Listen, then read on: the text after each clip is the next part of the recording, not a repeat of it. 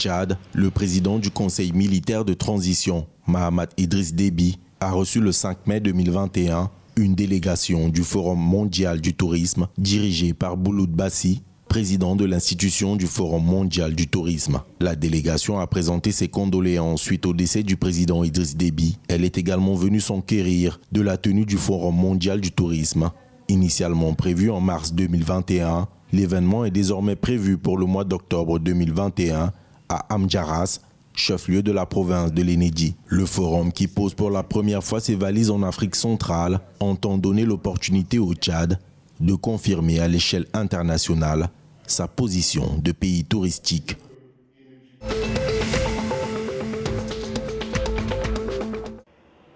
En République du Congo, des superviseurs de l'Agence nationale de l'aviation civile reçoivent actuellement des formations grâce à un projet financé à hauteur d'$1 million par le gouvernement chinois. L'initiative, lancée depuis novembre 2020, prévoit une assistance technique assurée par l'Organisation de l'aviation civile internationale. Pour le gouvernement congolais, la réalisation du projet constitue une étape importante vers l'atteinte du taux de 80% de mise en œuvre effective des normes internationales de l'Organisation de l'aviation civile internationale retenues pour les pays africains d'ici 2022. En juin 2019, l'instance internationale a conclu un taux de 66,99% en matière de sécurité aérienne.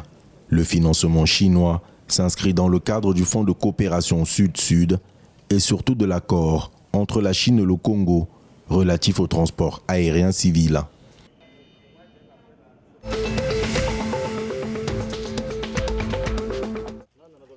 En janvier 2021, les administrateurs de la SICAM, la cotonnière industrielle du Cameroun, ont pris la décision d'interdire les importations de tissus non imprimés tant que l'usine de la SICAM de Garoua, dans la partie septentrionale du pays, sera en capacité de livrer ses produits semi-finis issus de la transformation du coton et destinés à ravitailler l'usine de production d'épargne de la SICAM, basée à Douala, la capitale économique camerounaise. La décision prise par les administrateurs de la SICAM se greffe à la stratégie nationale de développement 2020-2030 du gouvernement camerounais, qui prévoit notamment un rapprochement stratégique entre la SICAM et la Sodécoton à l'effet de mettre en place une industrie du textile robuste.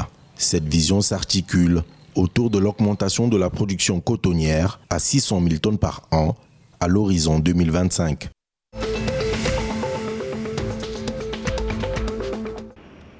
Quatre nouveaux ambassadeurs accrédités au Gabon ont remis ce 5 mai 2021 leur lettre de créance au président de la République, Ali Bongo Ondimba. Il s'agit de Abdellah Aissaoui, Henrik Rasbrand, Éric Jacquemin, Christian Denis McClure, respectivement ambassadeurs d'Algérie, de la Suède, de Belgique et du Royaume-Uni et d'Irlande du Nord. Selon le président gabonais, les 4 diplomates ont en particulier souligné le rôle majeur du Gabon dans la lutte contre le réchauffement climatique et dans la promotion des droits de l'homme, notamment de l'égalité des genres. Les nouveaux diplomates devront durant leur séjour travailler au renforcement de la coopération entre leurs pays respectifs et le Gabon.